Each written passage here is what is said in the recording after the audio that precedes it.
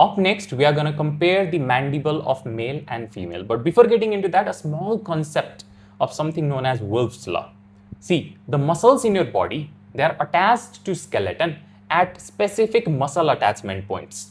And at these attachment points, the muscle is continuously pulling over the bone, literally applying tension over the bone. In males, since the muscle mass is more, the amount of tension being applied on bone at those muscle attachment points are more as well. So as an adaptation, the bone literally brings changes in its structure. What it does is that it deposits more calcium at those muscle attachment points so that it can deal or adapt to that increased muscle mass tension. And that is why if you compare male skeleton with female skeleton, you can clearly appreciate that in male skeleton, the muscle attachment points are more prominent, much more larger and protruding outward.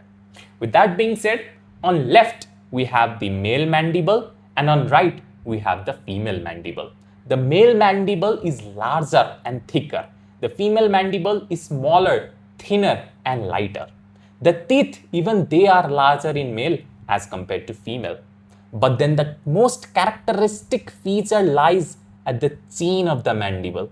If you compare the chin of male mandible with female mandible, you can see that there are these mental prominences which are really prominent in male. Mental prominences which are prominent in male, mental prominences not so prominent in female. And these mental prominences, they literally define the shape of the chin. So if you look from bottom, you can compare the shape of the chin in male and female. In male, the chin is square shaped. So there's a straight line, again a straight line, and then a straight line. But then in female, the chin is round. Okay, next, when you look at the body of the mandible, the vertical height in male mandible is more than female mandible. The ramus is also broader in male mandible than in female mandible. The condyle is also larger in male mandible than female mandible.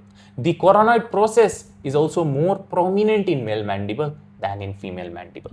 So these are various morphology, but then there's morphometry as well that you can compare, and that is the jaw angle, If you look at the jaw angle or the angle of the mandible, it is more vertical in male, less than 125 degrees.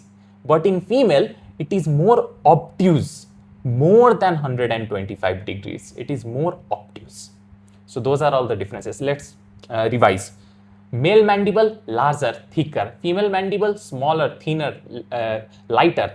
Male teeth, larger. Female teeth, smaller. The mental prominences more prominent in male, less prominent in female, or not even present in female. The shape of the chin, square shaped when looked from below. In female, it is round when looked from below.